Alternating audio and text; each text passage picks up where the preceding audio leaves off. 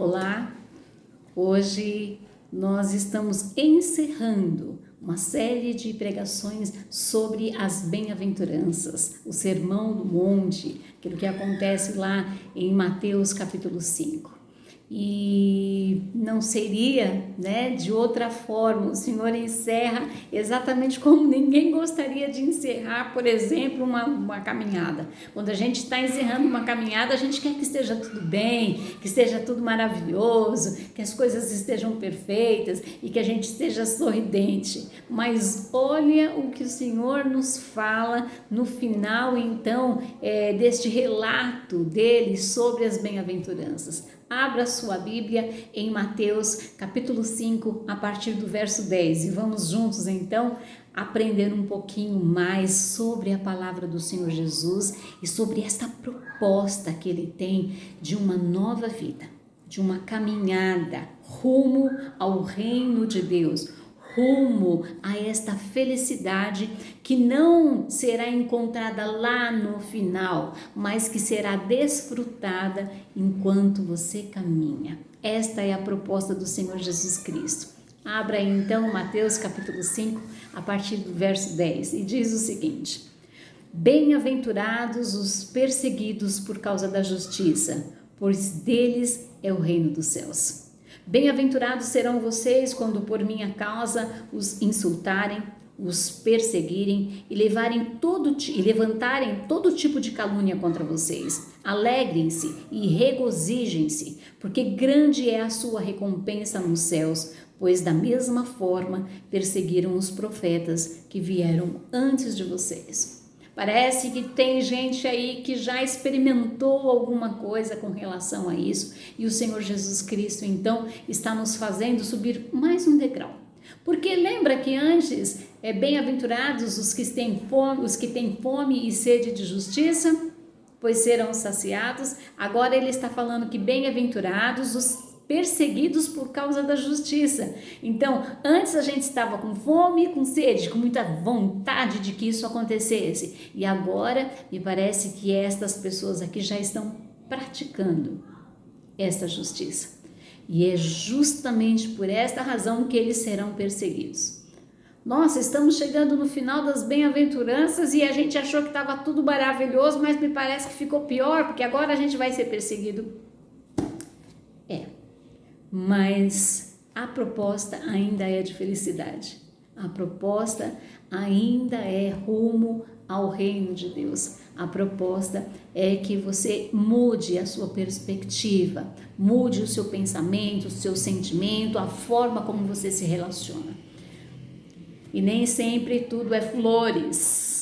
Mas o Senhor continua dizendo para você, olha, não desanime, porque Ele vai dizer o seguinte: pode se alegrar, pode se regozijar, porque talvez você esteja com o seu pensamento, o seu olhar só numa perspectiva do hoje, do aqui e do agora, mas Ele está falando para você de coisas ainda eternas. O homem trabalha muito com o temporário, com aquilo que ele está vivendo no momento. A proposta do Senhor é bem outra. Bem, então vamos pensar o seguinte, olha, ok, então vou nessa caminhada com o Senhor Jesus Cristo e agora vou ser perseguido, Primeiro você precisa saber por quem que você vai ser perseguido, até para você saber se vai valer a pena. E o Senhor Jesus Cristo, Ele vai falar isso e vai dar exemplos então de profetas que vieram e a gente precisa saber um pouquinho mais. Bem, então o que é? Então se eu sou um cristão eu vou ser perseguido? Bem, o fato de você ser uma pessoa boa, o fato de você fazer as coisas certas não te torna uma pessoa que incomode alguém. A gente gosta de gente boa, a gente gosta de pessoas que fazem coisas decentes, organizadas, honestas. Então a gente gosta. Então o que é que de fato incomoda? Incomoda a justiça. A justiça do Senhor é que incomoda. E vejamos aí então alguns exemplos. O Senhor Jesus Cristo então é o primeiro a nos mostrar essa perseguição. Quem é que perseguiu Jesus Cristo? Então a gente vai ver lá os fariseus, os escribas, os mestres da lei. Por quê? Porque ele vinha com uma proposta de um relacionamento com Deus que tirava então todo o poder da igreja, o controle. essas coisas que a religião às vezes quer fazer com a gente. A proposta de Jesus Cristo era uma relação direta, sem intermediários, sem grandes sacrifícios. O Senhor está fazendo essa proposta, e quando alguém vem falar desse algo novo, dessa relação íntima com Deus, sem que você precise se matar, sem que você precise fazer 7 semanas de jejum, sem que você precise ir todas as quartas-feiras no monte, então essas coisas incomodam, porque o Senhor Jesus Cristo está oferecendo então naquele momento uma relação direta com o Pai. E ele, o que ele faz para as pessoas que estão necessitadas? Ele cura, ele sara, ele ressuscita, e precisa dar o que em troca? Nada. Por quê? Porque o Senhor Jesus Cristo oferece amor. Então são essas pessoas que vão estar perseguindo, às vezes a religião, a forma como uma outra pessoa vê, esse confronto com o que as pessoas estão aprendendo, que é ser cristão, com esse confronto com aquilo que Jesus Cristo está oferecendo, esta proposta de vida. Nós vamos ver lá também, outro exemplo que a gente tem é Estevão. Atos capítulo 6, verso 8, vai dizer que Estevão era um homem maravilhoso. Ele não fazia nada de errado. Olha o que estava acontecendo aqui. Estevão, um homem muito abençoado por Deus e cheio do poder, fazia grandes maravilhas e milagres entre o povo. Mas ficaram contra ele alguns membros da sinagoga dos homens livres, que era a sinagoga dos judeus que tinham vindo das cidades de Cirene e Alexandria. Esses, os outros judeus da região da Cilícia e da província da Ásia, começaram a discutir com Estevão. Aí, olha, vão falar, você está certo, você está errado, alguma coisa parecida. Mas o Espírito de Deus dava tanta sabedoria a Estevão, que ele ganhava todas as discussões. Então eles pagaram algumas pessoas para dizerem: nós ouvimos este homem dizer blasfêmias contra Moisés e contra Deus. Eram eles que estavam perseguindo então Estevão. A gente vai ver assim durante a história da igreja, como é que acontecia as perseguições. Então nós sabemos que muitas pessoas foram mortas porque elas confessavam a Jesus Cristo e elas não confessavam ao rei. Então elas eram perseguidas por isso. Não que elas não servissem ao rei, não que elas não pagassem o imposto, não que elas não se comportassem de forma adequada, mas simplesmente porque elas confessavam a Jesus Cristo. Martim Lutero, por que ele é perseguido? Porque agora ele fala assim, olha, uma das primeiras questões olha, a palavra de Deus está para qualquer um, não pode ser presa na boca de uma única pessoa. Então ele vai lá e causa realmente uma bagunça, mas ele é perseguido por isso. João Batista, porque falou a verdade, e uma verdade que às vezes incomoda. Então nós estamos vendo, e os profetas foram muito perseguidos, Isaías, Jeremias e tantas outras pessoas que a gente vai vendo na sociedade, durante toda a história bíblica e também a história da igreja, é que quem está perseguindo? Geralmente são pessoas ligadas à própria religião, que perseguem. Então isso vai acontecer, às vezes dentro da igreja. Espero que não seja na nossa, Espero que não, porque a palavra de Deus está aqui nos ensinando uma nova forma de viver, uma nova mente, e que Deus nos ajude nesse sentido. Bem, então onde mais nós poderíamos ser perseguidos? Uma das questões que vem sempre à mente e que acontecem na palavra de Deus é que também a sociedade também pode nos perseguir. E por quê? Porque, em primeiro lugar, a nossa sociedade é uma sociedade capitalista. E se a nossa sociedade é uma sociedade capitalista, o que eles pensam? Que quem é mais valoroso, quem é mais importante? Os fortes. Porque a gente não gosta de fracos, então a gente quer homens fortes, quer mulheres fortes. Então a gente sempre acha que precisa estar forte. E isso às vezes é um peso tão grande, não é verdade? Os ricos, quem tem mais dinheiro, então quem tem mais dinheiro é mais valorizado, porque quem tem mais dinheiro é inteligente, ele soube investir, ele soube estudar, então os ricos são mais importantes, eles são mais valorosos. Numa sociedade capitalista, quem tem mais dinheiro pode mais, portanto tem mais valor. Aqueles que têm melhores condições, por exemplo, uma pessoa mais inteligente, uma pessoa que estudou em colégios bons. Então, quem tem melhores condições, a sociedade vê essas pessoas como mais importantes. São pessoas que se esforçaram mais, que se dedicaram mais, que são PhDs, que estudaram fora. Essas pessoas, elas, né, são muito importantes. Mas quando vem a igreja, quando vem o Senhor Jesus Cristo, e qual é a proposta dele? Dos fortes? Não, dos fracos. Né? É com os fracos. Que são com os ricos? Não, são com os pobres. São os que têm mais condições na sociedade? Não, são com os marginalizados. Então, alguém que vem com essa proposta de oferecer, então, melhores condições para os fracos, para os pobres, para os marginalizados, são pessoas perseguidas, porque ela não vai de encontro com o desejo de uma sociedade capitalista, que sempre vai dizer, né, que para ser feliz, você tem que ter uma casa. Então, o pobre que não pode comprar uma casa, ele é deixado de lado. Nossa, você não tem uma casa, né? Para ser feliz, você precisa ter o último carro, o modelo, né? Que foi lançado. Nossa, né? Com esse carrinho aí. Quantos anos você está com esse carro aí? Né? Então, entende? Qual que é a proposta da sociedade capitalista? É que tem alguma coisa ou que tem alguém que vai te fazer feliz e não uma forma de vida. E o Senhor Jesus Cristo vem falar exatamente ao contrário. Qual o exemplo que nós temos? O Senhor Jesus Cristo chega numa cidade e tem um homem que está endemoniado. E ele vai lá e expulsa o demônio desses homens. E os demônios, que eram muitos, ele manda para os porcos. E os porcos, o que é? Né? É a economia daquela cidade. E sabe o que a cidade faz? Vai embora. A gente não quer você aqui, não. Você está destruindo a nossa economia. Né? Nós somos uma sociedade capitalista. Né? Os porcos são muito importantes para nós.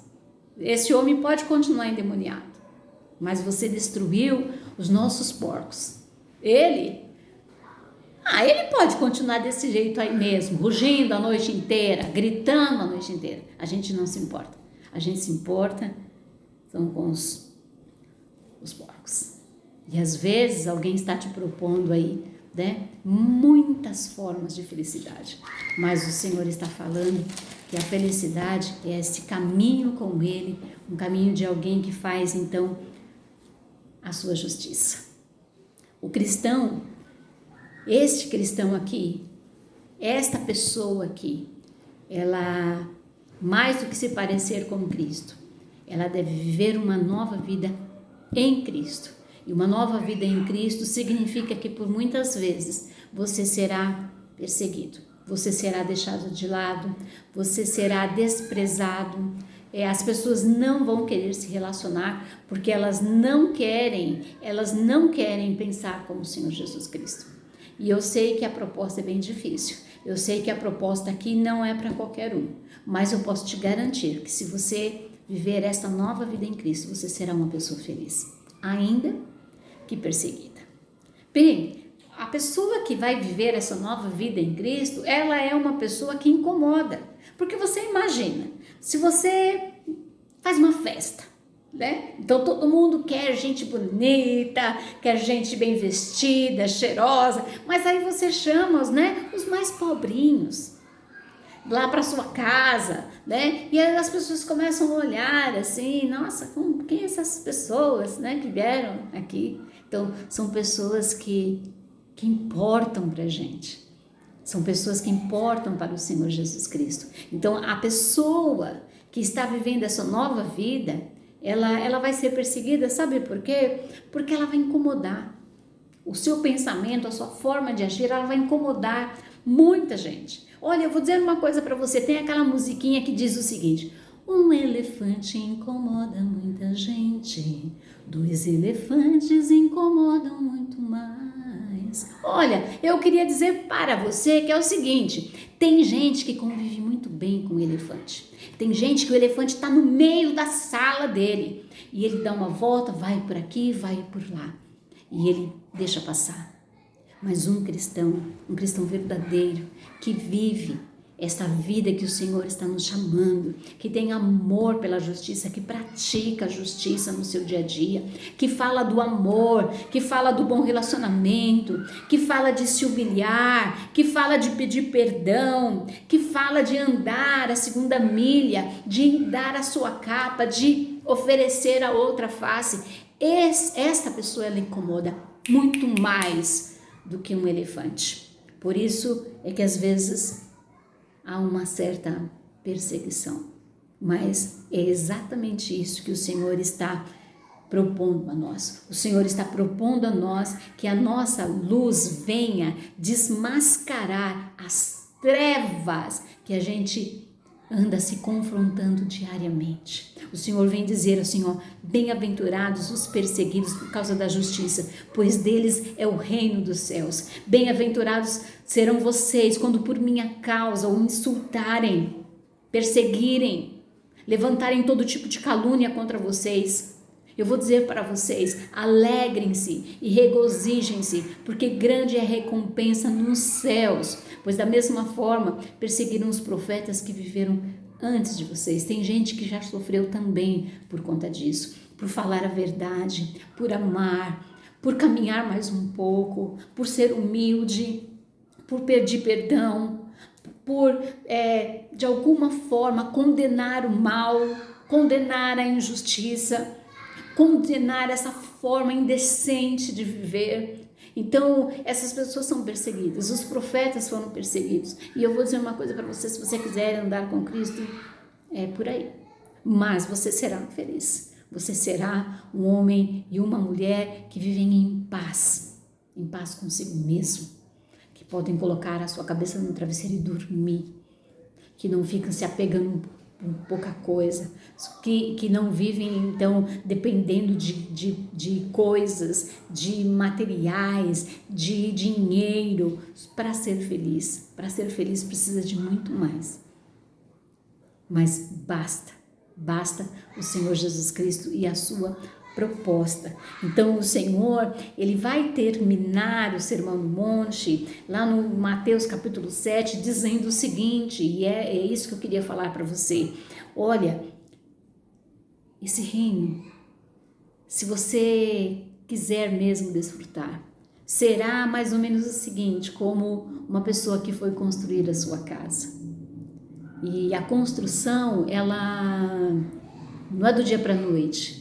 A gente não chega lá e o terreno está pronto, você tem que preparar o terreno, você precisa preparar os alicerces, você precisa então de todo o material, de tijolos, de blocos, cimentos e tudo mais que tem numa construção. E ele vai dizer para nós, nesse texto, que essas pessoas realmente são felizes, são praticantes daquilo que Deus está nos ensinando na sua palavra. Então dá uma olhadinha lá em Mateus capítulo 7, vai ver o que ele vai falar nesse texto para você. Então esta é a proposta dele, não de algo que milagroso, não é uma promessa que você faz, que no outro dia você consegue, não é esta proposta que o Senhor tem para a nossa grande felicidade, é uma proposta de uma caminhada, de uma construção, que leva tempo, mas que ao final, e eu acho que é para este lugar que você tem que olhar,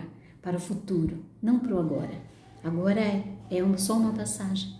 Então olhe para o futuro, porque olhar para o futuro nos faz então nos alegrar. A palavra de Deus vai dizer aqui nesse próprio texto, alegre-se, regozijem-se, porque grande é a sua recompensa nos céus. Não, você não vai talvez receber algumas coisas aqui.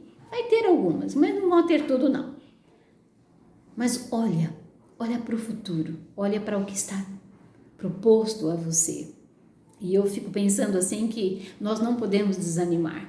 Elias é um belo exemplo para nós, porque ele estava passando por um sufoco muito grande, né? Ele também foi perseguido. E aí quando as coisas começaram a apertar, ele entra dentro da caverna e ele fica desesperado. E ele achava que ele era o único. Talvez você ache que você é o único, que você está sofrendo demais, que essa vida aqui... Não, eu vou dizer uma coisa para você. Faz igual a palavra de Deus, em 1 Reis, capítulo 19. Vai dar uma olhadinha lá. Elias, né? E o Senhor vai falar para ele, assim, olha, eu vou dizer uma coisa para você. Você precisa compreender. Tem você é fiel, você é justo, você tá continuando a sua caminhada. Mas não é só você. Tem mais 7.000. E eu vou dizer uma coisa para você, não é só você. Então não desanima não. Tem mais 7.000 firmes que não se ajoelharam, que não se prostraram a esta vida indigna. Então continue aí na sua caminhada. O que o Senhor tem para você é uma caminhada de vitória, mas sobretudo de felicidade. A vitória não está no que você está vivendo agora, mas naquilo que o Senhor está te propondo. Então, a conclusão que eu chego desse texto é que essa caminhada, às vezes, pode nos deixar entristecidos, mas o Senhor nos convida a viver a grande alegria, que não se resume às coisas que nós estamos vivendo aqui. Então, na construção dessa nova pessoa que está vivendo em Cristo, eu quero te convidar a desfrutar junto com o Senhor. Quer vir comigo? Quer vir com a Igreja de Parque do Mundo a viver uma nova vida em Cristo? A desfrutar dessas bem-aventuranças e saber que essa é uma caminhada, às vezes difícil, dura, mas é uma caminhada para a grande felicidade. Vem desfrutar do reino do Senhor Jesus Cristo. Esse é o meu convite, esse é o convite do Senhor Jesus Cristo para você viver algo novo na sua vida, algo real, verdadeiro. Esta é a nova vida em Cristo. Que Deus te abençoe.